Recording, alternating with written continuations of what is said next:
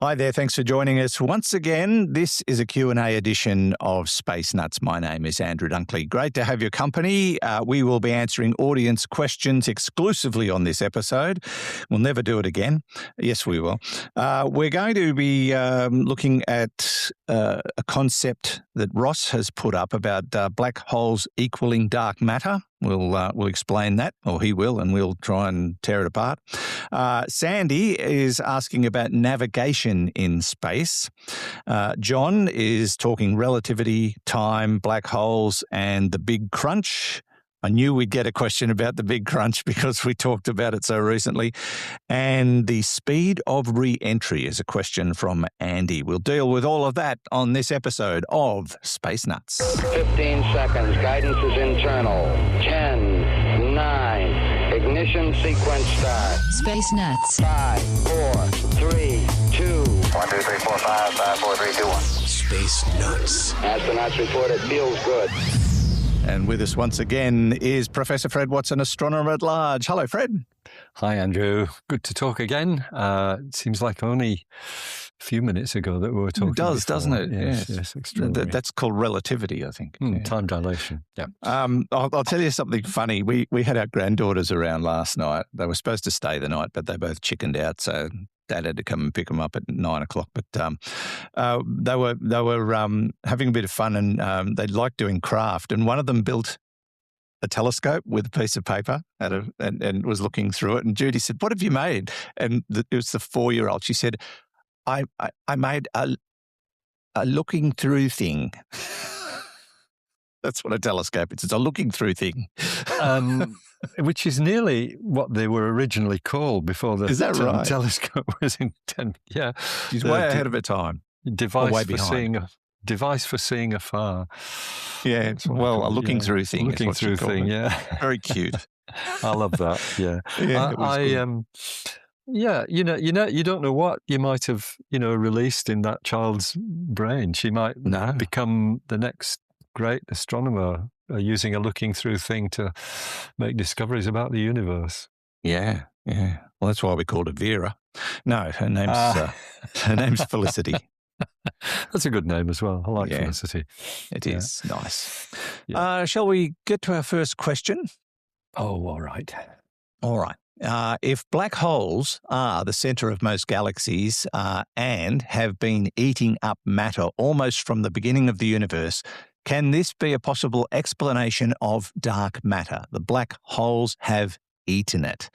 Now, this comes from Ross Simon. I had to smile when I read his name because Ross Simon used to be a famous newsreader on the Australian Broadcasting Corporation's TV news service. I remember Ross. He was brilliant. Might be the same one. You never know. I was going to say, it's not the same Ross, is it? I hope so. It would be lovely, but it would doesn't be matter lovely, if it's not. Yeah. So whether or not you are the famous Ross Simon, Ross, lovely to hear from you. And I mean, it is tempting to lump black holes and dark matter together. And indeed, that was looked at as being one of the first explanations of dark matter, that we've got space full of black holes that we don't see because they're black holes, and that they might account for the dark matter. This was the so-called macho theory, massive compact halo objects, which was popular in the 80s, because it was only in the late 70s that people started taking the idea of dark matter seriously, when we realized that something like 80% of the matter in the universe is invisible to us. Now, that's perhaps slightly different from what Ross is asking about, because he's talking about material being sucked into black holes, and that is certainly something that happens, but that's not matter that's missing. That's just gone. The bottom line is that the universe, as we see it today, has this mystery in that we know that there is stuff there that has a gravitational effect. It holds galaxies together. It holds galaxy clusters together, causes gravitational lensing all over the place. But we have no way of detecting what it is other than through its gravity. So it's some people used to call it missing matter. It's not missing, it's definitely there. This dark matter is around, and it's probably in the rooms that you and I are sitting in at the moment, because it tends to be where normal matter is. And we think Judy and I were actually talking about a dark matter the other day, but I won't elaborate. Well, what you do in your spare time, Andrew, is entirely up to you, especially with your wife. But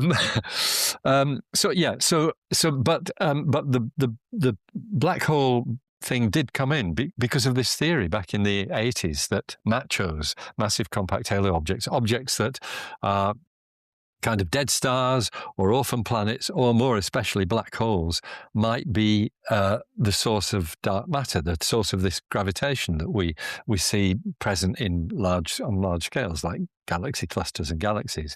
What ruled that out was work carried out at a number of observatories, including here in Australia. In fact, in a survey which was called MACHO, looking for these things, and it was that if you had a universe full of black holes that you can't see, you would still be able to detect them by what's called gravitational microlensing, because occasionally one of these black holes would pass in front of a distant star, and because black holes distort the space around them, that behaves like a lens, and you magnify the light of the distant star. So you get a microlensing event has a very characteristic shape. It's a star getting brighter to a sharp cusp and then fading away again, quite symmetrically. And we do see them. They're caused by normal stars and their planets. But in the numbers that you would have to have for black holes to be dark matter, they are not there. There weren't enough. The numbers were far too low.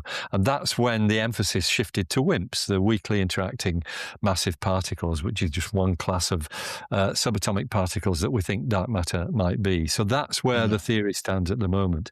So black holes, and I think Ross is talking about supermassive black holes at the centers of galaxies. Yes, they've been swallowing stuff up for 13.8 billion years, as far as we can tell. But they don't explain why in today's universe, something like 4/5 of the matter in the universe is invisible to us. Yeah. Well, there's so many things we don't understand. And as yet, which was brought up in a question recently, we have not been able to capture or identify a dark matter particle. So, until we can find some absolute proof and study it, we're probably going to just keep working with theory, I would imagine. Yeah, there are techniques that can be brought to bear. One of the theories about dark matter is that while dark matter particles don't interact with normal matter particles, they may interact with each other. In other words, if you bring two dark matter particles together, it's thought they might annihilate and produce a signal in gamma radiation. So you get this flash of gamma rays, which might have a characteristic spectrum. And people are looking for that phenomenon in the centers of galaxies, because that's where you would expect the dark matter to be at its densest. So it's where you would expect the dark matter particles to interact with each other. So far, the results have been a bit mixed on that, but it's one possible way that we might eventually discover what dark matter is. Maybe dark matter is like a negative photograph. Remember, in the days of manual photography, you'd take the film and it would be negative, and then you turn it into the photograph. Maybe dark matter is the negative of the universe. Well, I mean, there might well be a way that there is a sort of dark, what can I call it, a dark particle physics, a whole sweep of subatomic particles which fall under what we lump together as dark matter, but it's not just a single particle, it's many different ones, just like the particles of normal matter, the 16 normal matter 16 subatomic particles. They include forces as well as matter when you count the 60. But you know what I mean. You've got this suite of different particles that make up normal matter. Maybe there's a suite of different particles that in some ways are a negative that make up dark matter. So I think that's a not thought. a bad way of looking at it. We've been assuming it's just the one thing. It could be all sorts of things. It could be. There could be. There could be atoms and molecules made out of dark matter because they interact with each other. I don't know. Look, I'm not a particle physicist, but the possibilities seem not exactly endless because particle physics has certain rules that you've got to follow. But I'm still pretty optimistic that we're going to get to the bottom of dark matter, hopefully while I'm still alive, because I want to know. Yeah, we all do. We all do. Yeah. Thanks for the question, Ross. Really good discussion point. We get a lot of questions about dark matter and black holes. While we're on the subject of black holes, there was an article released on the BBC early this year. I know it's still early this year, but I'm talking the 3rd of January, where scientists captured the first ever visual proof of 2 supermassive black holes in a death spiral. So we're really starting to be able to find out more and more through our increased technology and the capacity to observe and create images of these things. So that was a pretty exciting story. I read that one the other day. I thought I'd give it a mention, but they of course, the popular press created their own photo, which has absolutely got nothing to do with it. But it sells the story, doesn't it? But they've got the image of these 2 black holes basically getting ready to devour each other. I think the big one will win. Yes. Probably. Well, thanks, Ross. Yeah, probably. Yeah. Thanks, Ross. Good to hear from you. Okay, we checked all 4 systems and keying with a go. Space Nuts. Our next question comes from Sandy. G'day, Fred and Andrew. It's Sandy here from Melbourne again. Thanks for a cracking show as usual. My question today is about navigation in the solar system for the various spacecraft that we've sent into deep space. Being a sci-fi nerd, my mind naturally goes to fancy graphics of star charts and orbit parts on a giant screen. However, I wanted to ask how mission planners at various space agencies plot orbits. Do they take into account objects like asteroids for any close calls, or is the space so vast it's not really necessary? Thanks heaps, Sandy. Cheers. Thank you, Sandy. Good to hear from you. I don't think we've heard from Sandy in a little while, but he does a lot of great astrophotography, and he's got a pretty amazing setup that he's shown me in the past about how he does it. Computers all plugged into telescopes and all this great software. It's a bit out of my league, but I might get there one day. Navigation in space, plotting orbits, all that kind of jazz. I must confess I struggle to get my head around it. Like it's not like driving a car. You've got to do when it comes to space, you've got much less resistance, much more reaction to minute thrust and micro thrust and all sorts of other things. But you've got to be looking in all directions, not just on the plane of the planet when you're driving a car type of thing. I don't know what I'm trying to say, but how does it all work, Fred? It's sort of the equivalent of plotting things on a screen, but not quite the same. But yeah, the idea that excuse me a minute. That's I'm sorry, I've got this cough. Sandy's idea that we need to take into account. I'm all right. We need to take into account the positions of asteroids and things of that sort. That's exactly right. So when you chart the pathway through space, which is all done numerically, it doesn't.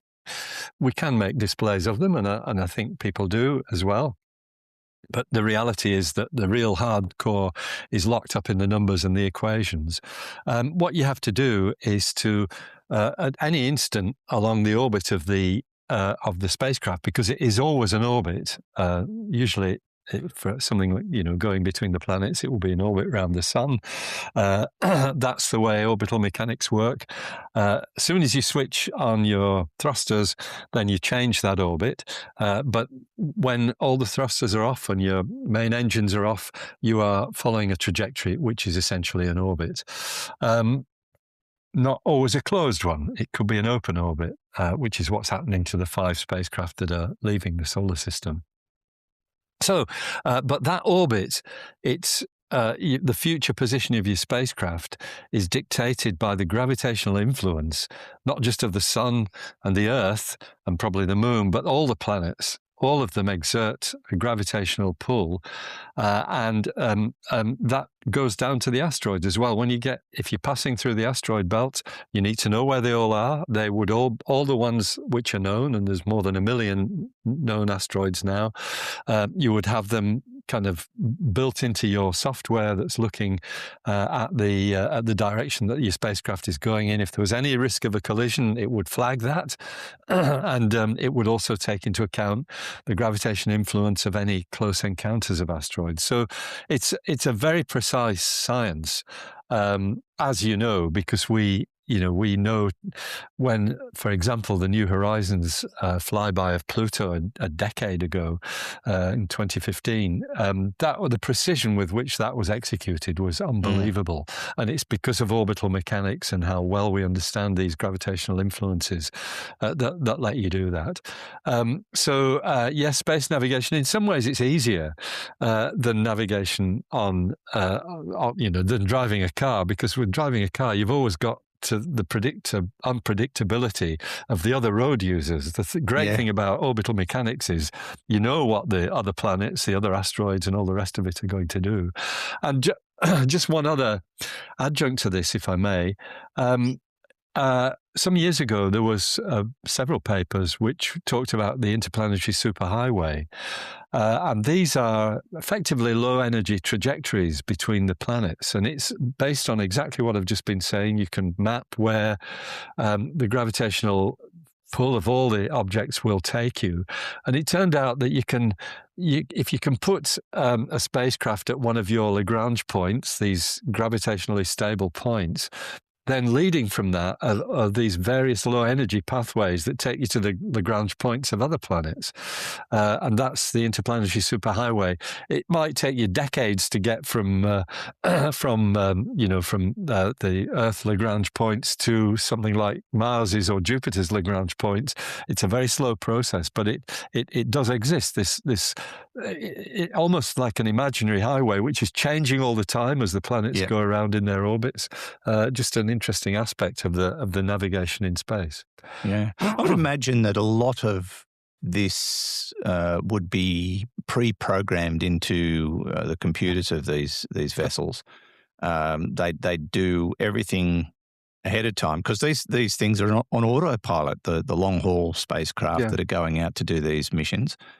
So it would, and I've been in the cockpit of a commercial airliner long before you can't do that anymore.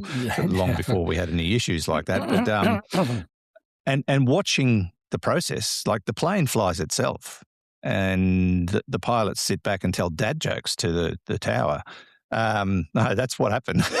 But I would imagine it's the same in space. All these things are pre-programmed, pre-calculated, and then contingencies built in just in case something gets in the way that you didn't anticipate. They'd modify the spacecraft to sense a problem and go around it, I would imagine. Yeah, and in fact, the likelihood of something, it's so predictable, and our knowledge of the sort of congestion in space, if I can put it that way, is so deep that it's unlikely that something's going to come along to surprise you. You suddenly see something ahead that you've got to avoid, because that avoidance might actually be very difficult. You can do things. So perhaps the best example I can give you, again, it goes back to New Horizons, and that is that once the Pluto encounter had happened back in July 2015, they looked for other potential targets. and That's right. eventually found the object Arakoth that was discovered as part of surveys looking for future targets. And they worked out at what point they had to apply a thrust to the spacecraft to change its trajectory so that it would intersect with Arakoth. And it all happened, perfectly smoothly. I think it was a couple of years later when the Arakoth flyby took place. I can't remember when it was, maybe even a bit later than that, maybe 5 years later. but that all happened. That was the nearest thing to, there's something ahead, we need to change course to either interact with it or avoid it. And it was a very leisurely process. And you're right about navigation on the planet on roads being much more dangerous. We were walking along the street the other day, and somebody turned right off the main road into our part of town and went to the right-hand side of the traffic island instead of the left, right where we were walking. So, yeah, I don't think she noticed, to be honest. She just went up the wrong side of the road. Anyway, it happens. But we always keep an eye out for that kind of thing. There you go, Sandy. Thanks for the question. The answer is easy peasy, really. With modern computers. It's a lot harder if you're doing it by hand. Yes. All right. This is a Q&A edition of Space Nuts with Andrew Dunkley and Professor Fred Watson. Space Nuts. Okay, our next question comes from John in 27 parts. Hey guys, love the show. Every time I listen to a new episode, my mind goes crazy thinking about new possibilities and questions. I have two questions about time dilation. In general relativity, if general relativity causes time to be observed at different rates, would that mean someone orbiting very close to one of the first black holes in existence would experience a universe that has existed for a much shorter period of time? As a follow-up to this, if the new theory about the Big Crunch turns out to be true, would the finite time of the universe form the Big Bang from the Big Bang to the Big Crunch be considerably shorter if, again, you were orbiting close to a black hole? We see the universe as being 13.79 billion years old, and new estimates put the Big Crunch at 20 billion years into the future. My brain hurts thinking that these timescales could be considerably different due to time dilation. All the best, John from Suffolk in the UK. Ooh, there's a lot in there. And so it's quite complicated because time dilation depends on your vantage point. So if you're in orbit around a black hole, you're in an intense gravitational field. You're also stuffed, but we'll just deal with that another time. You experience time just at the normal rate. Yeah. What an outside observer looking at you would see would be your time going very slowly. The time would be dilated. So I suppose what we're talking about here is that in terms of what you might call the frame of rest of the universe itself, that's what we see when we look at the universe in general, and that's what gives us the 13.79 or 13.8 billion year age of the universe. Your perception of that, so that time effectively wouldn't change, but your perception of it, if you were in orbit around the black hole, it would probably appear to look as though it was going very quickly. But that's because your time's slower. And likewise, with the density of the universe being higher at earlier stages, yes, we do know time dilation takes place. You can actually see that because when scientists look at the light curves of supernovae, exploding stars, they have a light curve, their light increases and then decreases in a more gradual way with a very characteristic shape. Those light curves are dilated, they're stretched when we look at ones in the early universe. So the phenomenon does happen, but it doesn't happen at a level that's going to significantly shorten our perception, the universe's perception of its own history, if I can put it that way. I think I'm talking a little bit in riddles here, but I hope John follows me that it really is all about your frame of rest, as we call it, your vantage point on the universe, because that's what time dilation is all about. It's about people seeing time going differently depending on their viewpoint. Our viewpoint here from Earth is probably that of the universe as a whole, effectively, because we are not in an intense gravitational field. The gravitational field of the sun is the strongest thing we feel that keeps the Earth in orbit, but it's nothing like what you would find around a black hole. And so we've got probably a fairly unbiased view of the universe and its history. Are we in a gravity well? Yeah, we are. I mean, the Earth itself creates a gravity well, and that's what keeps us stuck to the Earth, because the gravitational potential at your head is a little bit different from what it is at your feet, and that's what's pulling you down, the changing shape of space. There you go. All right. But not spaghettifying you. No. So did we unpack everything there? Yeah, I think so. I think we covered most of it. Okay. Look, I know. Sorry, go ahead. No, I was going to say that he also asked if the big crunch would happen faster than the expansion. Yeah. So that I kind of lumped that into the fact that the times that we observe from our location in the universe, probably 20 billion years down the track seems about right for the big crunch. If the recent DESI results, it's what happens. I was going to say that, like you, John, these things make my brain hurt. So don't think it's peculiar to a few people. I think most physicists, they really have to get their heads around the things like seeing things from different vantage points. It's not it's not intuitive at all. No. All right, John, thank you, and I hope all is well in Suffolk. That's basically what one of the easternmost points of England, isn't it? I used to live in Suffolk. Oh, there you are. Not far from Cambridge, which is in Cambridgeshire, but Suffolk, I was over the border in Suffolk. You're right, Suffolk, Norfolk and Suffolk are the two counties in East Anglia, that sort of semicircular bit that sticks out not very much north of the Thames estuary. There you go. All right. Very pretty Thanks, part John. of the country. Yeah. Yes. Good to hear from you. Our final question today comes from Andy. Hi, guys. This is Andy from London. I'm a new listener to your podcast and quite new to science. So forgive me if this is a stupid question. But I was just wondering, when craft re-enter atmosphere and they have to come in at a certain angle to stop from burning up,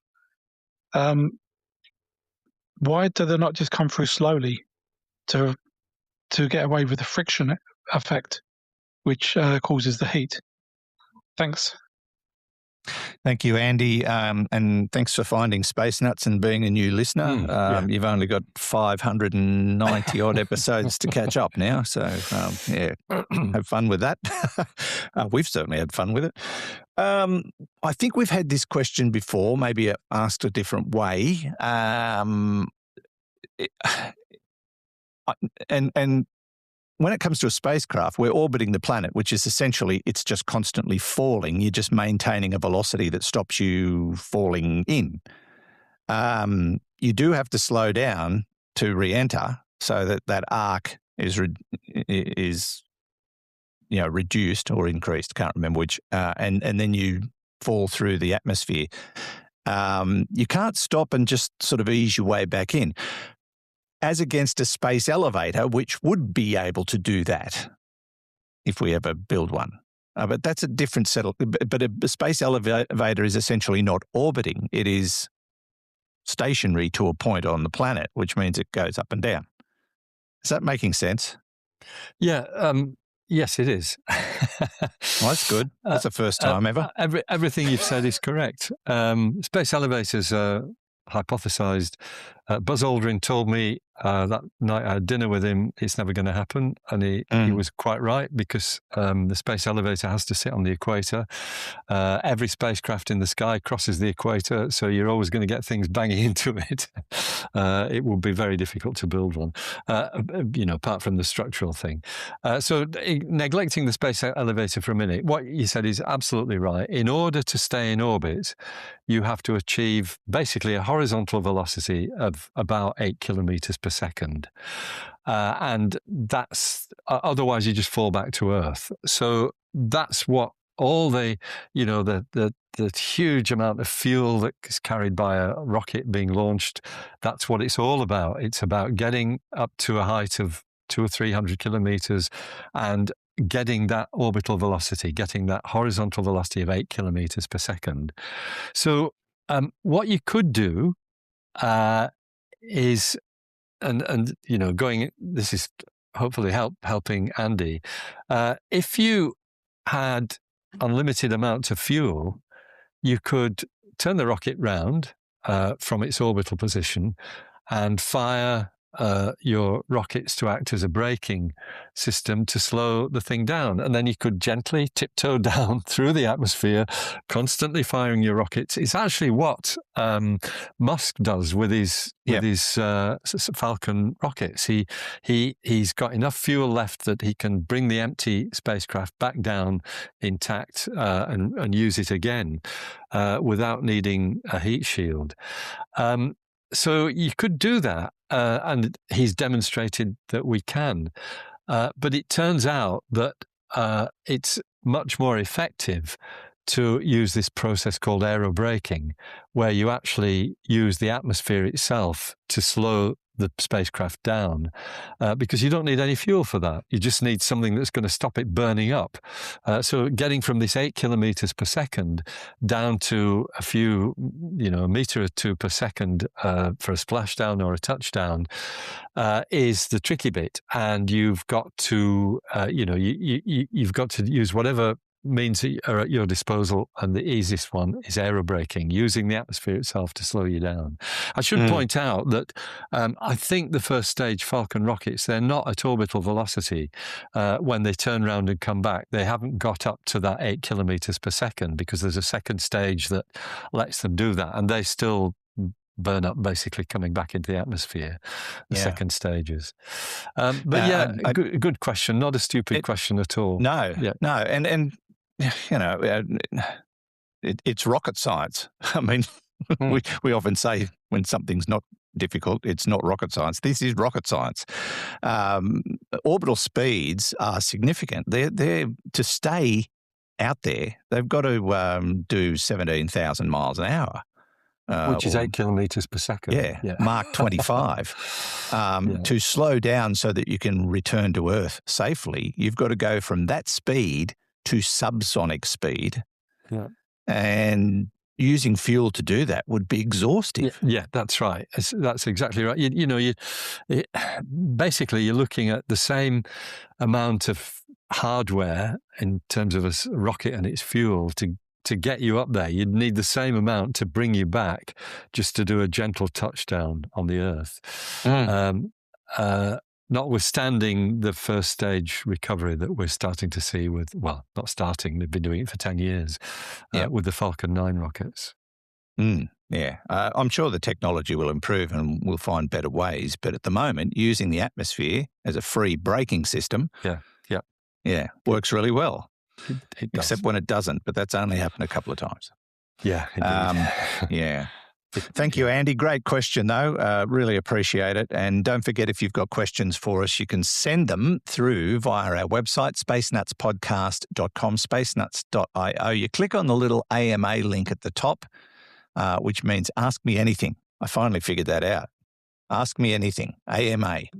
And you just fill in the blanks, whether it's a text question or you can hit the start recording button and record a question for us. Any device with a microphone will do. spacenutspodcast.com or spacenuts.io. While you're there, you might want to hit the supporter button and look at ways of supporting us financially. It is not essential. We do not demand that of you, never will. but we do have a lot of people who volunteer to do that. In fact, it was the listener's idea in the first place to set that up for us. We didn't even think about it until someone said, how do I contribute to the program? And it all took off from there. And we do appreciate our supporters very, very much. Thank you so much for thinking enough of us to put a couple of bucks behind our words. We appreciate it greatly. I think we're all done. Fred, thank you so much. A pleasure, Andrew. Great to hear from the listeners, as always. Great questions. Get my mind thinking again. So thank you, everybody. And thanks to you, Andrew, too, for keeping it all on the rails.